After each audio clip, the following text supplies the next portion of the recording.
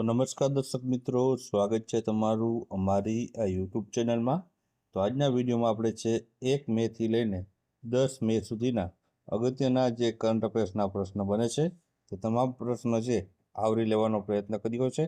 તો વિડીયો પસંદ આવે તો વિડીયોને લાઇક કરજો અને વિડીયોને તમારા મિત્રો સાથે અવશ્ય શેર કરજો. આ ઉપરાંત ચેનલમાં નવા હો અને ચેનલને સબસ્ક્રાઈબ ન કરી હોય તો સબસ્ક્રાઈબ પણ કરી દેજો. તો ચાલો આપણે વિડીયોની શરૂઆત કરીએ. તો પહેલો પ્રશ્ન છે કે તાજેતરમાં કયા સ્થળે સાવરણા સાનો જે છે પર્યાવરણ સંરક્ષણ એવોર્ડ 2025નો જે કાર્યક્રમ યોજાનો હતો? તો જવાબ આવશે ઓપ્શન સી, ગાંધીનગર ખાતે છે આ પર્યાવરણ સંરક્ષણ એવોર્ડ 2025નો કાર્યક્રમ યોજાનો હતો. ત્યારબાદ 1 મે 2025ના રોજ ગુજરાત જે રાજ્ય છે તેનો કેટલામો સ્થાપના દિવસ ઉજવાયો છે? તો જવાબ આવશે 65મા નંબરનો સ્થાપના દિવસ ઉજવાયો છે.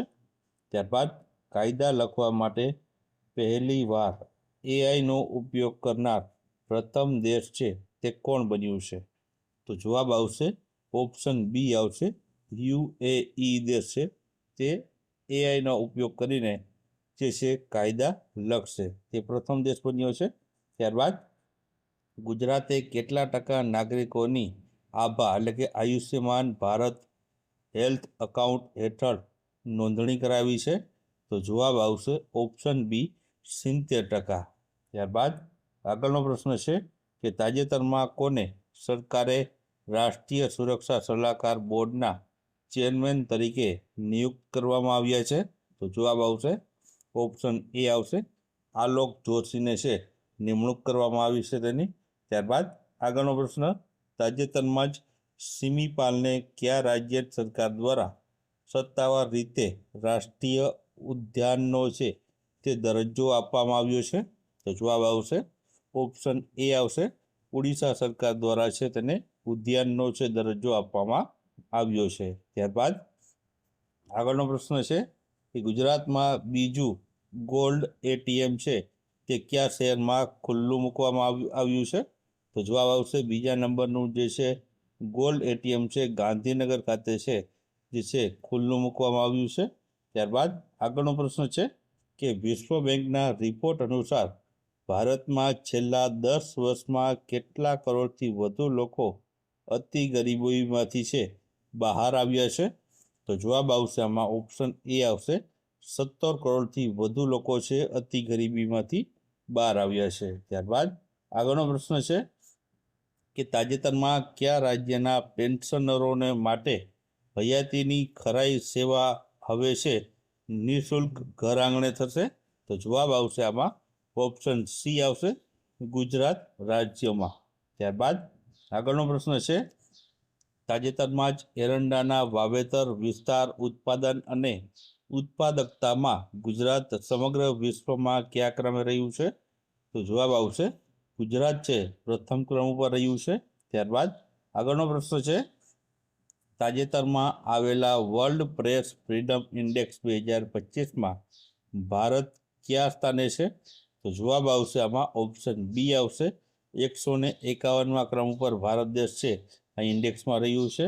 ત્યારબાદ આગળનો પ્રશ્ન છે કે ભારતના મીડિયા અને મનોરંજન ઉદ્યોગને વિશ્વમાં પ્રમોટ કરવા માટે વેવ્સ 2025 નામનો એક કાર્યક્રમ યોજાઈ રહ્યો છે, તેનું ઉદ્ઘાટન છે તે કોણે કર્યું હતું? તો જવાબ આવશે ઓપ્શન એ આવશે, નરેન્દ્રભાઈ મોદી દ્વારા છે આ વેવ્સ 2025 નામના જે કાર્યક્રમનું જે ઉદ્ઘાટન કરવામાં આવ્યું હતું. ત્યારબાદ આગળનો પ્રશ્ન છે કે તાજેતરમાં જ ગુજરાત હાઈકોર્ટને કેટલા નવા જસ્ટિસ મળ્યા છે? તો જવાબ આવશે 7 જેટલા નવા જે છે જસ્ટિસની નિમણૂક થઈ છે. ત્યારબાદ વડાપ્રધાન શ્રી નરેન્દ્રભાઈ મોદીએ કયા રાજ્યમાં વિઝીજામ આંતરરાષ્ટ્રીય બંદરને છે રાષ્ટ્રને સમર્પિત કર્યું છે? તો જવાબ આવશે કેરળમાં મિત્રો છે આ આંતરરાષ્ટ્રીય બંદર છે વિઝીજામ. ત્યારબાદ આગળનો પ્રશ્ન છે દેશભરમાં એક રાજ્ય એક ગ્રામીણ બેંક યોજના ક્યાંથી લાગુ કરવામાં આવશે, ક્યારથી? તો જવાબ આવશે ઓપ્શન સી, 1 મેથી છે આ લાગુ કરવામાં આવશે.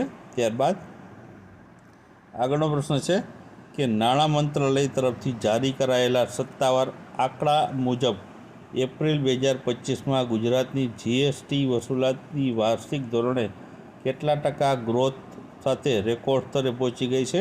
તો જવાબ આવશે 13%.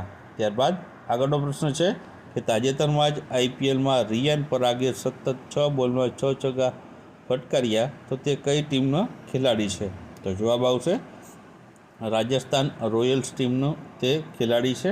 ત્યારબાદ આગળનો પ્રશ્ન છે કે ભારતે પ્રથમ એશિયન અંડર-15 અને અંડર-17 બોક્સિંગ ચેમ્પિયનશિપ 2025માં કેટલા મેડલ જીત્યા છે? તો જવાબ આવશે 43 મેડલ જીત્યા છે. ત્યારબાદ આગળનો પ્રશ્ન છે કે કેન્દ્ર સરકારે ક્યારે દેશના 244 જિલ્લાઓમાં છે મોક ડ્રીલ કરવાનું કહ્યું છે? તો જવાબ આવશે આમાં ઓપ્શન ડી આવશે 7 મેના રોજ. ત્યારબાદ આગળનો પ્રશ્ન છે કે 128 વર્ષીય યોગ ગુરુ બાબા શિવાનંદનું અવસાન થયું છે, તો તેઓને છે પદ્મશ્રી એવોર્ડ છે ક્યારે મળ્યો હતો? તો જવાબ આવશે ઓપ્શન બી 2022માં છે તેને છે પદ્મ જે છે શ્રી એવોર્ડ આપવામાં આવ્યો હતો. ત્યારબાદ તાજેતરમાં વિયેતનામ ખાતે વિશ્વ સ્તરની માસ્ટર શેફ ક્લિનરી આર્ટ એટલે કે પાક કળાની સ્પર્ધામાં ગુજરાતી થાળીને કેટલા ગોલ્ડ મેડલ મળ્યા છે? તો જવાબ આવશે ઓપ્શન સી 5 જેટલા ગોલ્ડ મેડલ મળ્યા છે. ત્યારબાદ આગળનો પ્રશ્ન છે કે તાજેતરમાં જ ભારતીય વાયુસેનાએ છે પાકિસ્તાન અને પીઓકેની અંદર એર સ્ટ્રાઇક કરી, તેનું નામ છે તે શું આપવામાં આવ્યું છે? તો જવાબ આવશે મિત્રો આમાં ઓપ્શન સી આવશે, તેને ઓપરેશન સિંદૂર નામ આપવામાં આવ્યું છે.